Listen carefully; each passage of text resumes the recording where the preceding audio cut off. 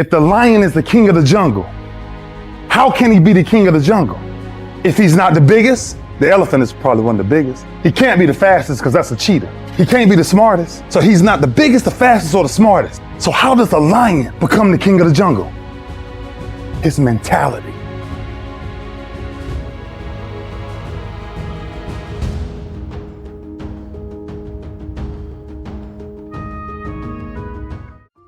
That's the only difference of a lion and an elephant. When a lion walks up and sees an elephant, he thinks lunch. An elephant thinks run. And it's all mentality. Because when a male lion walks up, he may be outnumbered by a pack of hyenas, but I'm king of my jungle because of my mentality. Lions are visionaries. They see the future. They see what it is to run the jungle. They see who's harmless. They see who can harm. They see who's playing games. That lion, that gazelle wants to live another day, and that lion wants to eat so he can live another day. And let me tell you who's gonna win that battle. The one who cares the most. Because that lion knows if I give all my energy after this gazelle, and if I miss the gazelle, if I don't catch the gazelle, I've exerted all this energy and I don't get to eat, I gotta wait another day to eat, I'm in trouble because I won't have the same strength tomorrow. I won't have the same focus tomorrow. I won't have the same drive tomorrow. I won't have the same energy tomorrow. So I got to care enough that I see this opportunity, I see that gazelle coming by, I gotta get it. The lion and the gazelle, the one who's gonna win is the one who cares the most. Courage, strength, leadership, bravery. Sheep follow the leader. Having the strength to go your own direction, even if no one believes in you. Follow your heart. Only you know what is best for you. Only you know the path to take. You have the heart of a lion inside you. Let it out. Don't fit in. Stand out and use your gift. Every day in Africa, in the safari, a lion wakes up. Every single day in the safari, a lion wakes up. Right? And every single day in the safari, a gazelle wakes up.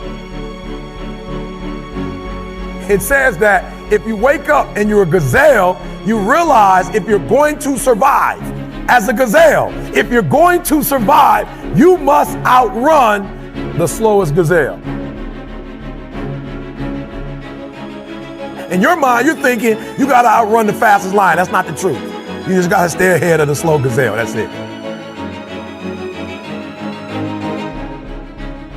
Every single day when you wake up, whatever it is that you do professionally, you better make sure you're not in the back of the pack. You better be as close to the front, if not up front, as possible, because every single day when the lion wakes up, it's only one thing on that lion's mind, and that is catching the gazelle that couldn't keep up.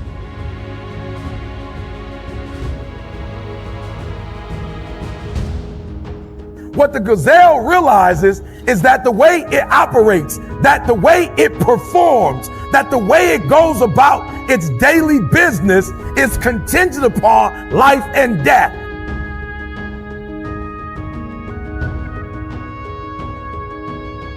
That if that gazelle does not do what he or she is supposed to do, it will be eaten by a lion.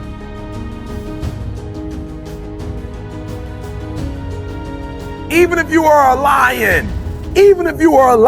and you have the advantage that when the sun comes up, if you're a gazelle or a lion, you better get to running. Because if you are a lion, a gazelle is still not going to come to you and say, just eat me.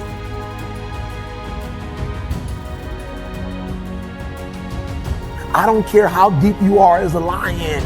When you wake up, nothing is going to come to you. Nobody's going to give you anything. They're still not giving stuff to ET. I still have to work. I still have to fly 20 hours to get to Australia. I still have to go to London. I still have to do free stuff in Detroit. I still have to drive. I'm a lion. And when the sun comes up, I still have to get to running.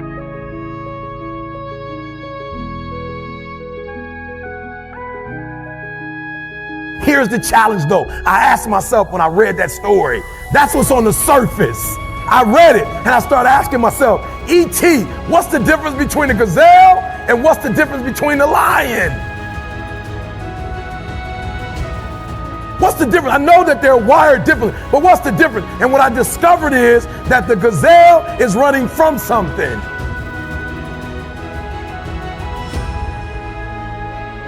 The gazelle is running from something. So as long as the lion is chasing the gazelle is running. But as soon as the lion stops chasing the gazelle, it stops. I can get through this. I will get through this. I must get through this. The days you're not plugged in are the days you don't get 120.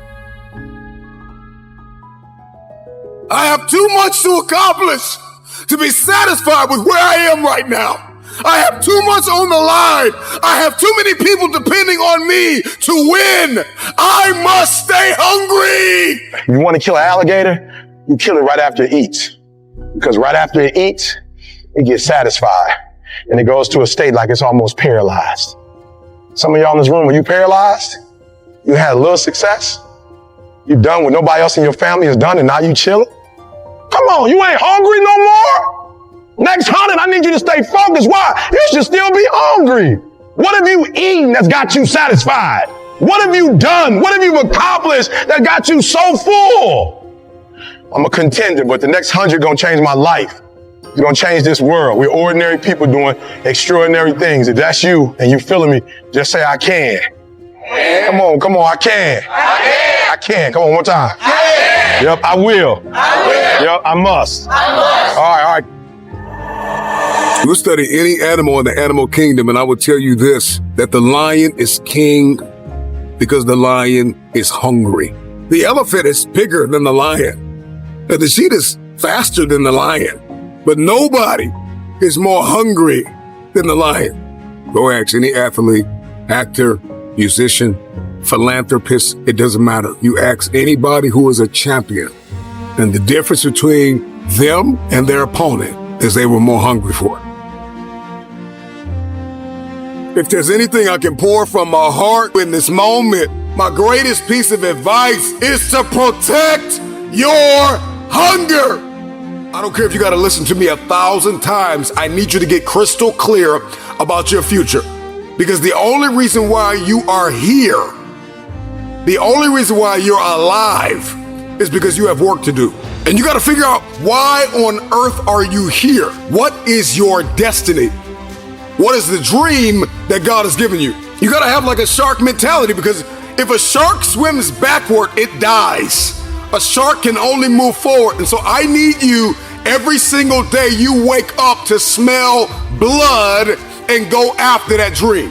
When you are hungry, you are creative.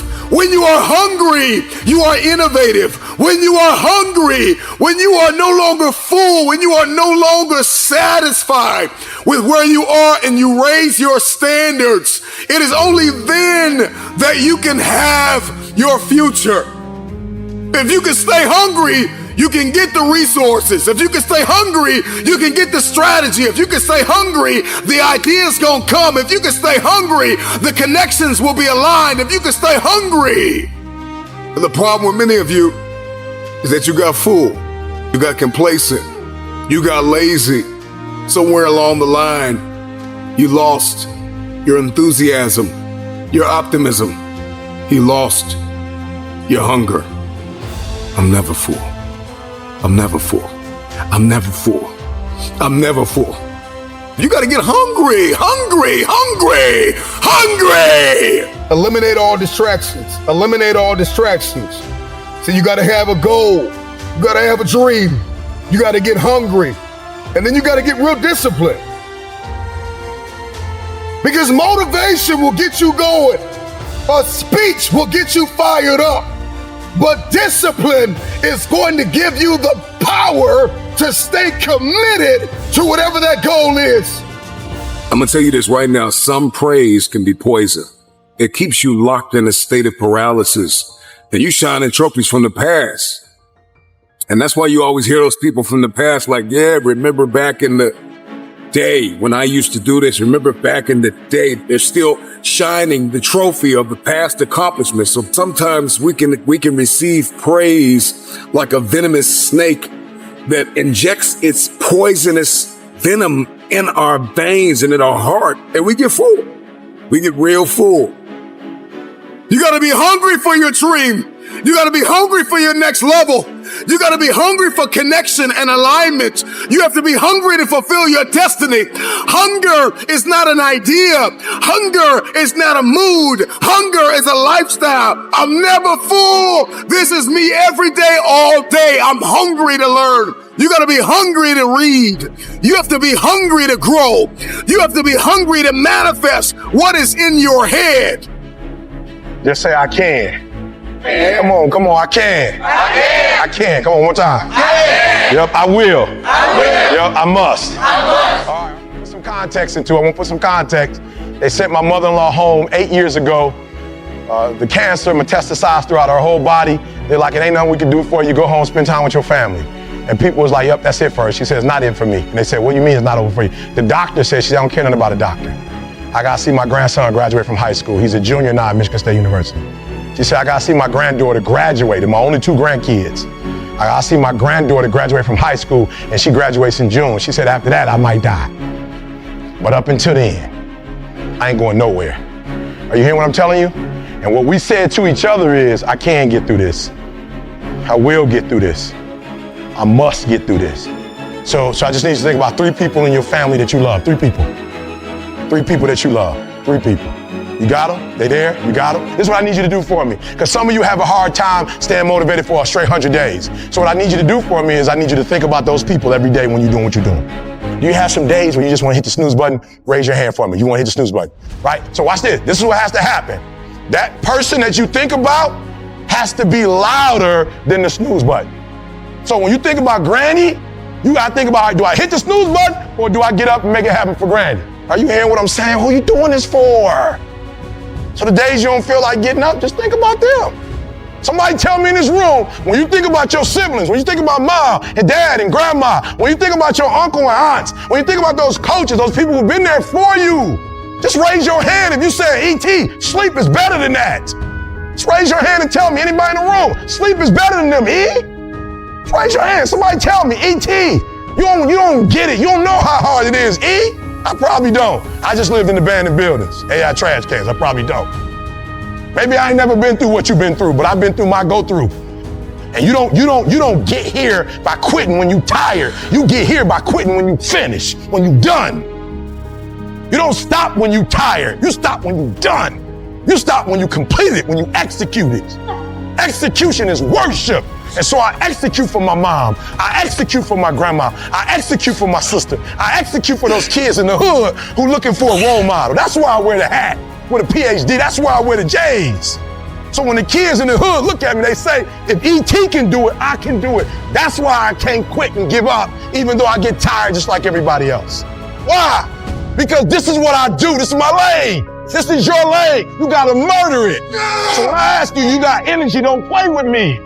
When I say again, you got that energy for the next 100 days, I need to feel your soul in this room. All right, I can? Come on, I can? Come on, I can? I will. I must. Come on, I can? I will. I must. Come on, give yourself some energy. Come on, give yourself some energy. Elevated people know who they are. They know what they believe, the role in life they are presently filling, their great personal potential. I remember being on my job with no possibility of a future.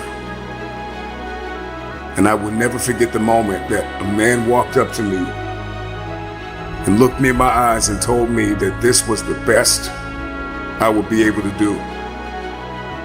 And I came to the resolve in that very moment that greatness would be my new norm. Make this moment the moment of truth about yourself. Many of you have been selling yourself short all of your life. You have the opportunity to experience more environmental, physical, and mental abundance. Someone who is in a constant state of elevation. Their self-talk is, I know who I am, I know where I'm going, and I know where I came from. There is definitely a direct connection between finding your passion and reaching your potential. You will never fulfill your destiny doing work you despise. Passion gives you an advantage over others because one person with passion is greater than 99 who have only an interest. Passion gives you energy. Are you aware of what you are doing with your day-to-day time? Do you like your current relationships? Do you like your circle of influence? I think a lot of us, we are programmed to hold on to things that we no longer like. We gain a greater perspective when we zoom out. And too many of you are guilty of becoming what you are going through. You are not what you are going through. Your responsibility is, once you've gone from flapping to flight, is to protect your progress, to protect your territory. You got to get a real boss-like mentality with your territory. All the ground that you gain, protect your territory. The future belongs to the hungry, the humble, the hustler. These are those that will take the throne. There is a new breed of Mamba mentality game changers that in every room that they step in, they are agents of transformation. They are 30,000 feet above the noise. They are architects, pioneers, innovators, students, athletes, lawyers, doctors. I'm sounding the alarm that a new mentality will emerge inside of you. Goggins is the guy that can take anything you put in front of him. You want to break my motherfucking legs? So be it. I have a way of going to a place like I did in that race where all the pain and suffering that they put on top of me in Hell Week, I will reverse that pain and suffering and I will take your soul. So every instructor that put me through BUD/S, my job, what drove me was I wanted you to go home that night after you beat the living shit out of me and I smiled in your face. I wanted you to feel worse than I did and you were going home to a nice warm bed with your wife or your kids and a nice meal, and I was still out there in the grip, suffering for another 100 hours.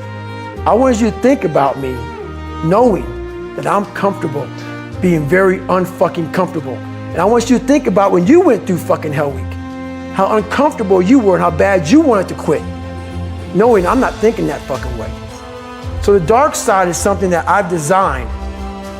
It's an evil place I can go that very few things can hurt me. I use the hurt you're trying to put on me, I flip it upside down and use it. You trying to use it for kryptonite? No, it's power pellets for me. I'm using it for strength. I just flip negative into positive, that's all it is. Most of this generation quits the second they get talked to. You did this wrong, or they get yelled at. It's so easy to be great nowadays because everybody else is, most people are weak. This is a softened generation. So if you have any mental toughness, any ability, if you have any fraction of self-discipline, the ability to not want to do it but still do it. People have a hard thing understand. I hate to run. And what makes me so crazy, it doesn't anymore, is people go, well, why do you run if you hate it? What are you talking about? I don't want to take showers and eat either. I hate that too. That's a life, man. It wasn't until I changed that mentality that I became somebody. I hated going to school. So guess what? I was dumb as shit. That's what 1 + 1 is 2. But if you can get through to doing things that you hate to do, on the other side is greatness. That's what people don't understand. By me running, I am callous in my mind. I'm not training for a race. I'm training for life. I'm training for the time when I get that 2 o'clock in the morning call that my mom is dead or something happens tragic in life, I don't fall apart. I'm training my mind and my body and my spirit so it's all one, so I can handle what life is going to throw at me. Because the life I've lived, it throws a whole bunch at you. And if you're not physically and mentally prepared for that, you're just going to crumble and you're good for nobody. You gotta stare into the enemy's eyes and let him know that he has met his match, that nothing will be denied the one that won't be denied. You have to make it clear to your opponent that there is no quit in you. You have to make it known to him that no matter what he does, you serve a God greater than him. That there's a power on the inside of you that makes you unstoppable. That you are not scared to get in the ring to fight for what you want in life. The flesh of the warrior is mortal and vulnerable with weaknesses, but the mind and spirit inside the champion is a savage force of undeniable will that's fierce and violent to anything that threatens its ambition. Scarred and wounded, the warrior not deterred. He remains steadfast and unwavering faith to the God that lives within him. Alone he fights, blinded by darkness, but still he moves forward, outflanking every maneuver that hell attempts to conquer him with. He gets bolder and more aggressive with every step he takes toward greatness. Sucker punched by life, knocked down to the mat several times, but he stretches for the ropes to climb out of the mouth of defeat. His emotional jaw broke, exhausted with two black eyes, gasping for air, nothing left in the tank. What separates a dreamer from a doer? 3 words: consistent follow through. For some reason, everybody don't want to follow through. Everybody talk a good game, but I need you to follow through. You always know a successful person because they got amazing follow through. We got to rise up right now, and we got to start, and we got to finish. I don't care how good you are. I don't care how talented you are, because Bruce Lee said it best. A warrior is an average person with laser-like focus. Don't even worry about your ability. Don't you worry about opportunity. I need you to be a warrior right now and let your work get your opportunity. Let your work get your praise. Let your work open up doors. Let your work get people paying attention. Let your work get the whole world to notice. You gotta work. Stop thinking. Stop procrastinating. And you gotta work. I need you to rise up to fulfill your dreams. Rise up and attack your goals. There's no time to sleep. No time to nap. No time to waste. If you fall asleep, wake up and rise up again. You should work so hard that you collapse in the bed at night. Sometimes in the afternoon, you're so weary from grinding that your body just collapses. That's okay. Have sweet sleep, but when you wake up, grind again. Now is the moment to capture the vision. Here's what success is all about. You need these 3 things. Are you ready? You need skill set, mindset, and opportunity. You need to rise up and understand what success is all about. Skill set, work on your skill. Mindset, work on your mentality, baby, and your opportunity will come. Commit to your dreams. Commit to your goals. I need you to rise up and commit to yourself. Commit to the process. I'm tired of you getting on Facebook and social media and Instagram and looking at everybody else. You sit there and look at their house, their cars. You sit there and look at their purses and their bag. And you look and say, man, I wish that was me. I wish that was me. Oh man, I wish that was me. It can be you, but you gotta rise up. You gotta commit to the process. You gotta get in the game. Stop being a spectator and start being a participant. Trust me, I need you to rise up right now. Never accept the life that's been given to you. If it's something that you never like, I need you to change it. Never accept the life that's been given to you if you think that it'll never become who you were meant to be. You don't have to accept the life that's been given to you. So if you want to change it, you can actually change it. You don't have to accept the life that's been given to you when nobody wants to support you and they're not standing up and clapping, or they're not hitting a share button or a like button or a heart, or they're not motivating you to become better, or they're not pushing you to become better. I'm telling you right now, you do not have to accept the life that's been given to you. Because I didn't. You looking at a kid right now that I'm a published author. I don't know what a published author looked like to you, but I never accepted the life that was given to me. Why am I telling you that? Because listen to me, they counted me out, and the people that counted me out, they couldn't count. So I'm telling you that you never have to accept the life that's been given to you. I'm a father, I'm a husband, I'm a speaker, I'm an author, I'm an entrepreneur. And I did this with no blueprint.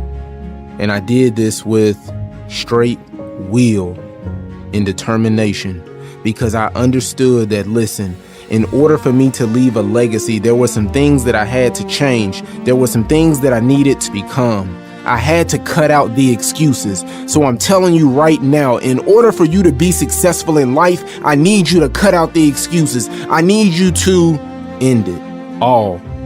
No matter what it may look like, I need you to stop it right now. Because if you continue to come up with excuses through life, you'll never get to the level that you need to, and you will always stay in your comfort zone. It's a beautiful place, but nothing grows there. And you got to take advantage of the opportunity in this lifetime. Because if you never take advantage of the opportunity, you'll continue to make excuses. You'll continue to be who people always said that you would be. So I need you to block out the haters. I need you to block out the lies. I need you to block out the people that don't support you. I need you to block it all out, no matter what it may look like, because understand this, God gave you the vision. He didn't give it to them. So when they don't see your vision, I need you to understand that, listen, he gave it to me. So I'm locked in and I'm focused, no matter what it may look like, no matter what you may say, no matter what type of opposition that come my way. I need you to understand this. Understand that no matter what it is, and what level or whatever level you may get to in life, understand your purpose and understand that he gave you the vision. So I need you to walk it out, because we know if it was easy, everybody would do it.